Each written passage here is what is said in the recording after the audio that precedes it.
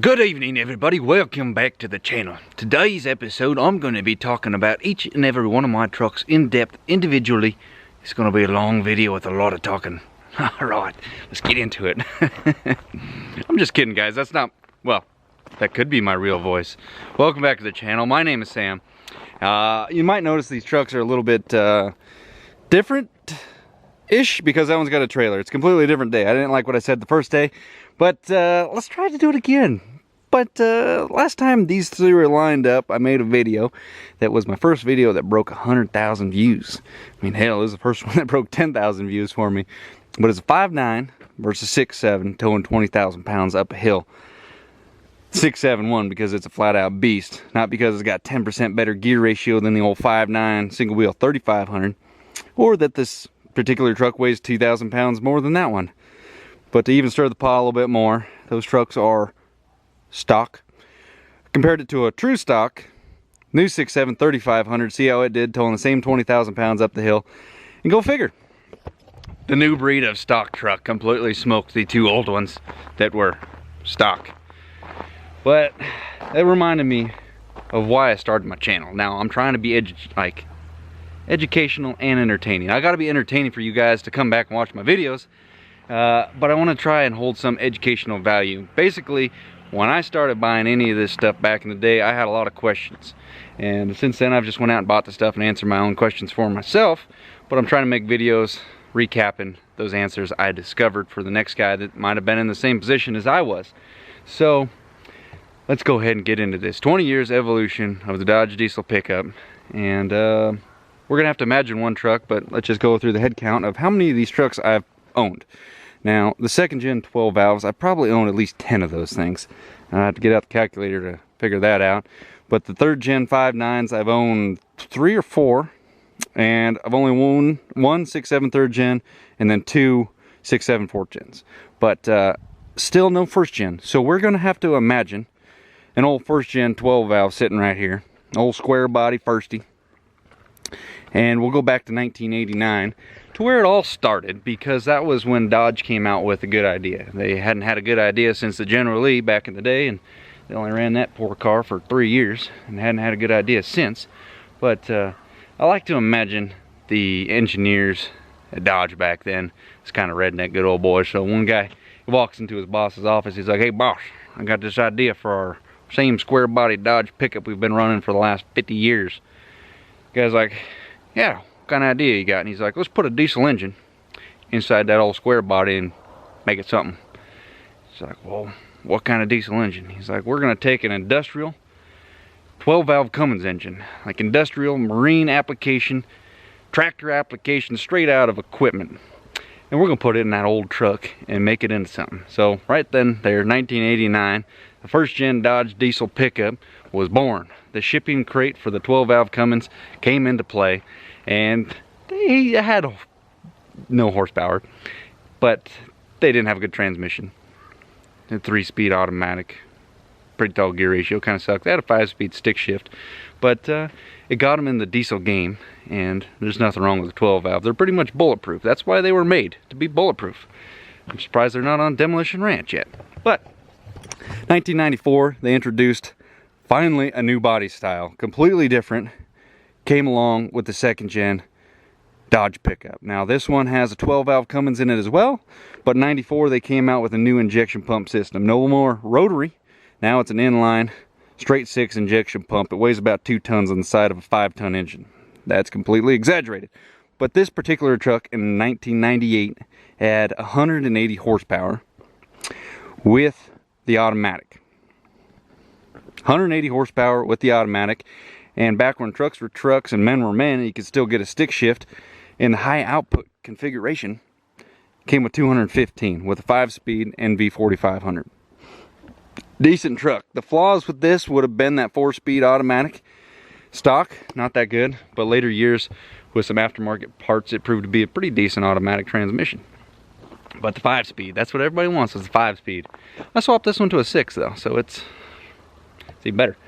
But common flaws, like I said, the 12 valve was pretty bulletproof, but it had one little thing hiding in the horse, and that was this little pin called a killer dowel pin. It's an alignment pin for assembly for the timing gear cover, or timing house.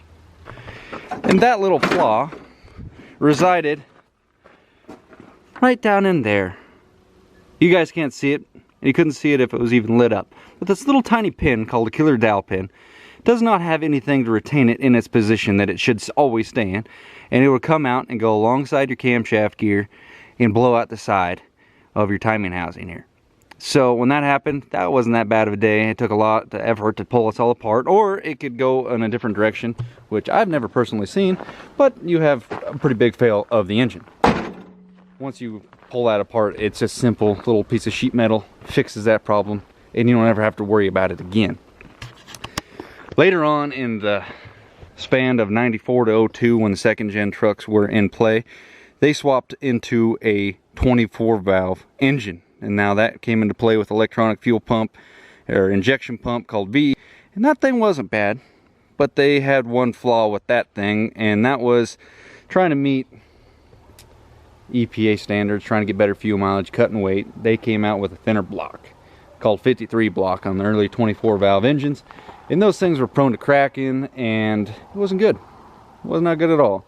Another big fail with that was they switched it from a mechanical lift pump, with early trucks like this one would have had, to an electronic fuel pump in the tank. Now, or on the side of the engine, actually, on that one. That thing would go out, your injection pump would try to fill the gap of providing itself with fuel, and well, it would cook that. So your fuel pump would go out, your lift pump, and then your injection pump would go out. Pretty expensive to replace two of those if you are out of warranty. So once you got that taken care of with a Fast or an Air Dog lift pump, you were golden. But horsepower crept up in the second gens, and then they introduced a whole new truck. 2003, you got yourself the third gen body style. Pretty much, you know, they copied the same style of body, but it's a little bit more rounded. And well, this one here, they started out with 305 horsepower with the stick shift. Quite a bit of a jump from the old 12 valve. Better than 100 horsepower with the stick shift, high output. This truck particularly has 325 horsepower with a 6-speed manual. One of the issues with this truck was the filtration system, because the injection pump style changed even more to a common rail. The whole engine just runs nice and quiet and smooth. Produces power very easily with this setup. Okay, now if you don't have good filtration in this, the stock filter wasn't good enough, and you end up having an injector fail and you burn up your engine doing that. So that was a pretty good heartbreak. It went from, we got an issue with the timing pin, we got an issue with injection pump, but now we got an injector issue that catastrophic fail to an engine. But what I do if I buy one of these, 5.9 or 6.7, the earlies, I just put a FAS on there, rule out any of those issues, and we're good to go. This one still had the same 4-speed automatic. You didn't care for it. You find one of these with a stick shift, it's a good day. 2007 and a half showed up, introduced the 6.7 Cummins, and that was the early stages of emissions showing up. EGR, reburn stuff really came into play. The 6.7, obviously it came with more power, and it was awesome. A lot of the stuff for emissions was really prone for failure early on, and it was really prone for falling off unexpectedly, mainly down pothole dirt roads and stuff. Fell off very quickly. But that also introduced another playing field. Dodge came into a 45 and 5500. You got more horsepower out of the 3500 stick shift still, but the 55 and 45s, they came with a derated setting. Now, as far as pulling power, this thing is a beast compared to that, which is a beast compared to that. So you can see the obvious evolution of each one of these trucks goes up. So far in this video, we've covered an imaginary first gen, a second gen, third gen, a late model third gen. We haven't got to the fourth gen yet, but I want to go back and remind you, back in '98, this here truck with the automatic, it's been swapped to a stick shift if you didn't understand that, came with 180 horsepower with 4-speed automatic, and was considered the low horsepower machine. 215 with the stick shift. Fast forward to the last year that the stick shift was even offered in these trucks, would have been 2018. 20 years later, the stick shift was no longer the high output engine. Pretty much the same engine, just detuned, because the stick shift, I guess they just wanted to rule those out. And so they made them with less and less horsepower than the automatic. Pretty soon people stopped ordering. And that's because you got 385 horsepower out of a 6-speed automatic, high output, rated to tow 30,000 pounds. Now, I know a lot of people kind of say, well, 385 horsepower, that's been beat since this truck. This truck's a couple years old now. It's been, I mean, evolution took hold and it's got more horsepower now. Tows even more too.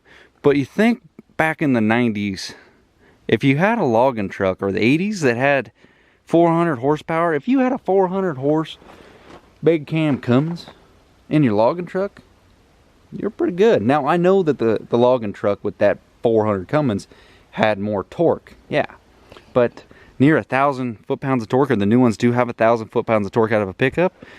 That's just, you know, pretty awesome. And this truck is just leaps and bounds more than that red truck down there. Even though the red truck 5.9 12 valve is a big time fan favorite amongst any crowd. You know, you take into the idea of that thing is half the horsepower of what the new trucks are. Not that big a deal. The price tag is half back in the day for what the new ones are. There's so many more bells and whistles and electronics that go into this, it's not really funny compared to just old school mechanical, which is nice. But I just want to just show appreciation for the evolution, because these new trucks are just so much more nice. I've towed pretty heavy with all 4 of these trucks, and they'll do it. That one does it, not very fast, but it's honest. That one does it pretty dang good. It's not very fast. That one rips, and that one rips even harder. But I had a question. Somebody wanted to know which one of my favorite trucks for like a daily driver. Get in it and rock and roll. Those 2 trucks down there are like my most expensive I've ever invested on anything. These 2 trucks, definitely on my cheaper end, I guess. But as far as daily driver, something that's fun, if I was going to buy one of these just for going to work, hauling every once in a while, out of all 4 of them, it'd be this one. The Common Rail 5.9 does not take much at all to make that thing a boss. I've done a little bit of stuff under the hood, got a fuel pump on it, thrown a Smarty, and you can buy an aftermarket exhaust brake. This truck is just ready to go. Does not have hardly any emissions on it, so if that stuff were to hit a pothole, it's very easy to put back on if you got in trouble. Don't hit potholes because I said to hit a pothole. But this truck is just smooth running, gets her done. These other ones, obviously, yeah, more horsepower, sure, that's fun. But for some reason, I always go to this truck. Been driving this one a lot lately, but the 5.9 Common Rail with a stick shift has always been kind of my favorite. Evolution has made vast improvements, but that's the one I drive the most right there. Hope you guys enjoyed that video. Hopefully I got all the information straight across. The newer trucks, they do have emissions, which is probably the biggest flaw that the new trucks have. They don't really have too much trouble in the engine department. Transmission department, that 6-speed ISN is pretty good. If you got a 68 like that truck up there, go easy on her. But on paper, that one is by far the best truck. Drive-by wire, yeah, the 5.9. But anyway, guys, comment below which one of these is your favorite truck. Which one would you drive? Or if you had to only own one, which one would you pick? We'll see you guys on the next one. Like this video, subscribe to the channel. We'll see you guys in the next one. Really do hit that like button. I appreciate that. And check out vbeltandson.com. We got mugs, hats, keychains, sweatshirts, jackets. What's hot? Later.